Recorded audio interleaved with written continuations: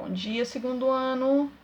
Estou aqui novamente, mas dessa vez eu irei dar aula de geografia. Vamos lá? Vamos começar a nossa aula? Então vamos lá. Primeiro, eu quero que todos vocês peguem o livro de geografia.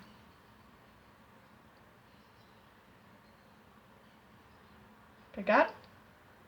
Agora eu quero que vocês coloquem na página 49. Colocaram? Então vamos lá. Vocês podem ver aí na página 49 que nós vamos continuar o estudo sobre escola. Certo? Vocês, nas páginas anteriores, vocês viram e leram junto com o papai e com a mamãe vários textos, pequenos textos a respeito da escola, né? Que temos escola pública, temos escolas privadas, temos escolas indígenas, escolas quilombolas, né? Então vamos lá. Agora nós vamos colocar o tema que nós vamos estudar e o textinho que eu vou ler para vocês é sobre escola e crianças com deficiência. Então, todas as crianças, independente, pessoal, de possuir ou não uma deficiência, ela tem direito e o dever de estar dentro da escola. É claro que a escola precisa fazer toda uma adaptação para que ela consiga permanecer dentro da unidade. Então, se nós tivermos uma criança cadeirante, né, uma criança que tem uma dificuldade de locomoção, ela não vai poder estudar na parte de cima da escola, certo? Será muito difícil para ela, quase que impossível, ela subir as escadas. Então a escola vai ter que se adequar a isso. Então a sala dela sempre vai ter que ser na parte de baixo, assim como a nossa. Ah, tia Priscila, aí a gente sobe quando a gente vai fazer balé, ou quando a gente vai fazer o karatê, ou quando a gente vai fazer aula de música. Sim, a escola teria que se adequar para que ela não tivesse nenhum empecilho em se locomover por toda a unidade da escola.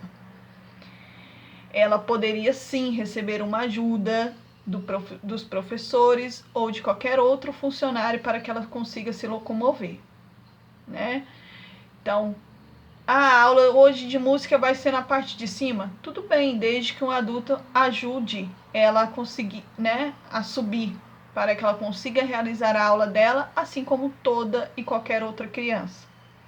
Então, independente de ter ou não uma deficiência, a tia Priscila falou a deficiência física, né, a dificuldade de se locomover, porque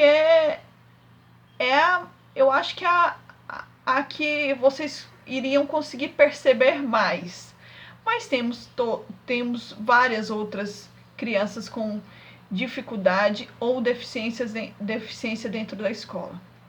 Uma simples dificuldade na aprendizagem, isso não a impede de estar dentro da escola. Pelo contrário, o professor e a escola precisam fazer com que ela consiga caminhar e se desenvolver assim como os outros dentro do ambiente escolar, certo?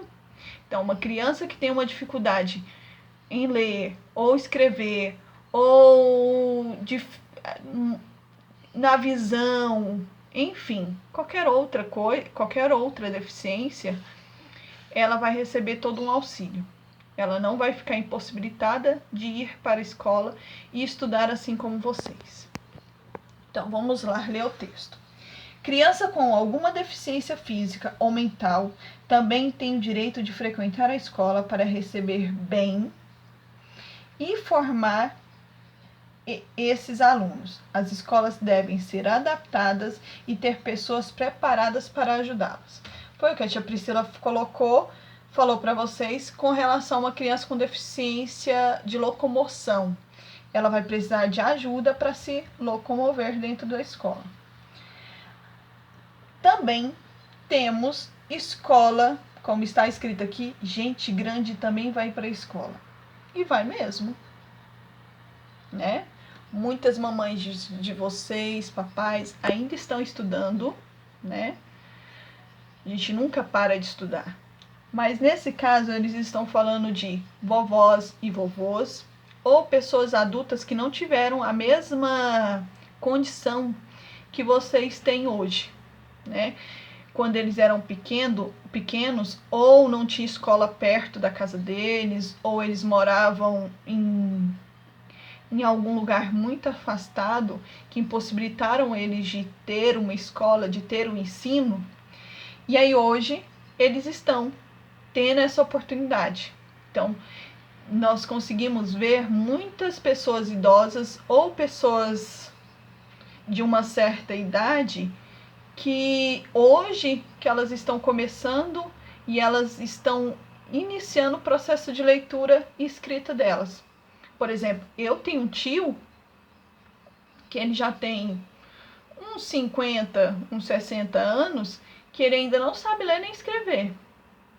Porque quando ele era pequeno, quando ele era mais novo, meus avós e ele, claro, moravam na fazenda, no interior do Tocantins. Então ele não teve condições de ir para a escola. Já minha mãe, que nasceu em uma outra época diferente da dele, ela conseguiu. Ela conseguiu ir para a escola, ela conseguiu concluir os estudos dela. Mas meu tio não. Então, tem essa diferença. Então, às vezes, vocês conseguem encontrar alguém na família de vocês que não teve a oportunidade dos estudos assim como vocês tiveram. Então, ele, por exemplo, não teve, mas o filho dele, ele fez de tudo para que o filho dele estivesse estudando e hoje está fazendo faculdade de medicina. Então, ele não conseguiu, mas isso motivou ele a buscar os estudos para o filho dele. Então, é o mesmo que acontece com muitas famílias. Então, algumas pessoas mais velhas não tiveram a condição de estudar, mas não abrem mão de fazer com que os filhos ou os netos tenham o melhor estudo possível, a melhor oportunidade possível. Então, vamos ler o que está escrito aqui. Escola é para todos, por isso, também existem escolas que ensinam adultos a ler, escrever e calcular, entre outros conteúdos.